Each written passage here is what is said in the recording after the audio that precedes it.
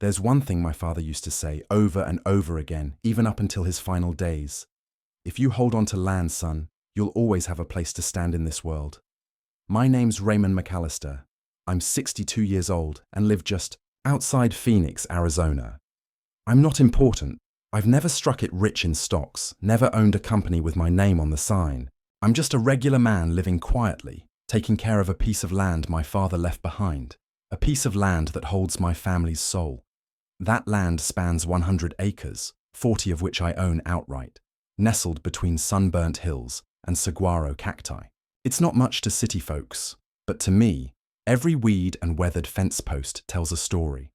I grew up there, built forts, rode bikes, shot BB guns with my little brother, and eventually laid my father to rest near the west boundary after he passed from lung cancer in 1999.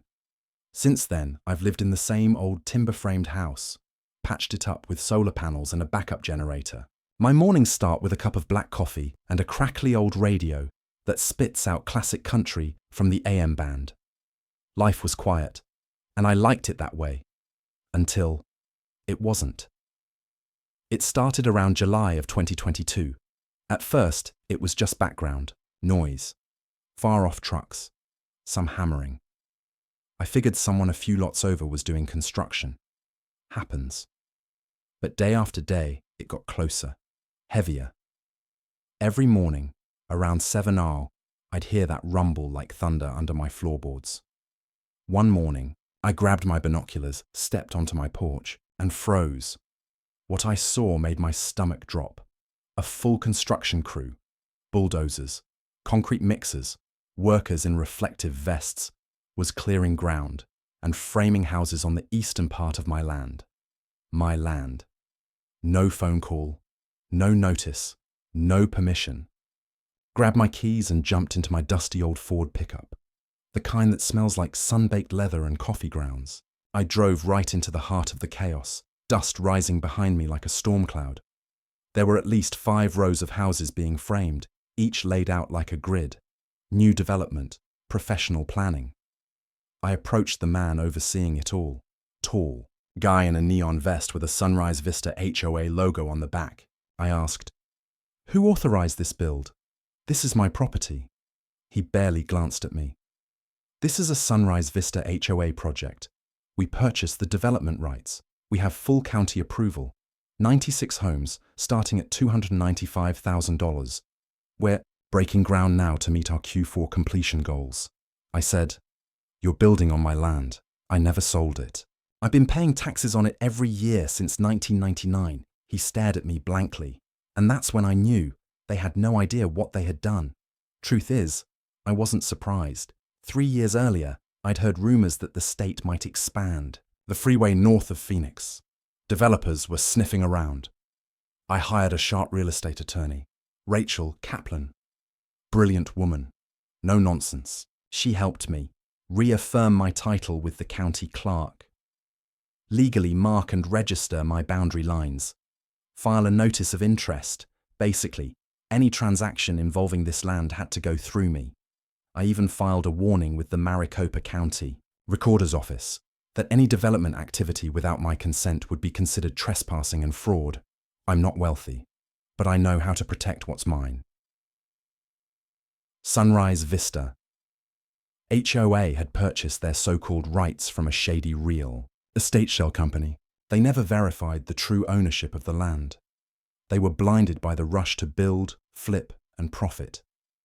The next day, I returned with a thick leather binder, title deeds, tax receipts, surveyor maps, and the legal notice. Within 72 hours, I received a shaky phone call from one of their board members, Mr. McAllister. "We'd like to meet and discuss the situation, maybe come to a resolution." I smiled. They had no idea. They'd walked straight into my trap. We met on a sweltering Thursday afternoon in an air-conditioned HOA office just south of town. They offered me cold water. 4 of them sat across from me, board members, 1 young lawyer, and the site manager. They looked like poker players holding losing hands. They offered me a buyout, $1 million for the land they'd already built 96 homes on. I leaned forward and said, You're sitting on nearly $30 million in property that's sitting on my soil, and you're offering me $1 million. You don't need a settlement. You need a miracle. And I walked out. Next morning, my attorney filed an emergency injunction and a civil suit in county court. 2 months later, we were in court. Local reporters showed up. HOA investors were sweating. My attorney laid it all out. Legal title, recorded publicly. Decades of tax payments, legal filings, warning developers, GPS-verified boundary surveys. Sunrise Vista's lawyer tried to argue, good, faith, purchase. The judge wasn't having it. Turns out they bought rights from a bogus intermediary with no authority to sell or develop anything. They never checked, never even talked to me, just assumed. Now the project was frozen. Lenders pulled funding, buyers backed out. The local government revoked permits. The HOA board was in full panic mode. Eventually, they came crawling back. They asked, "What will it take to make this go away?" And I told them $12.5 million, a formal public apology letter signed by the entire HOA board. And they had to designate a portion of the development as a public park, named after my father, the Thomas McAllister Memorial Grove. To my surprise, they accepted. Epilogue. Justice done quietly. I still live in the same house, still listen to my crackling radio, still make my coffee black and strong, only now. I've got a few scholarships in my father's name helping local kids.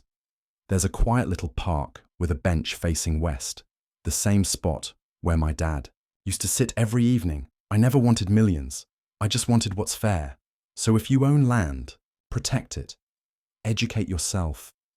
You don't need to be rich. You don't need to yell. You just need to know your rights and play the long game. Have you ever heard a story like this? What would you do if someone tried to steal your land right out from under you? Let me know in the comments. And if this story made you think, like and subscribe for more true life stories with real lessons behind them.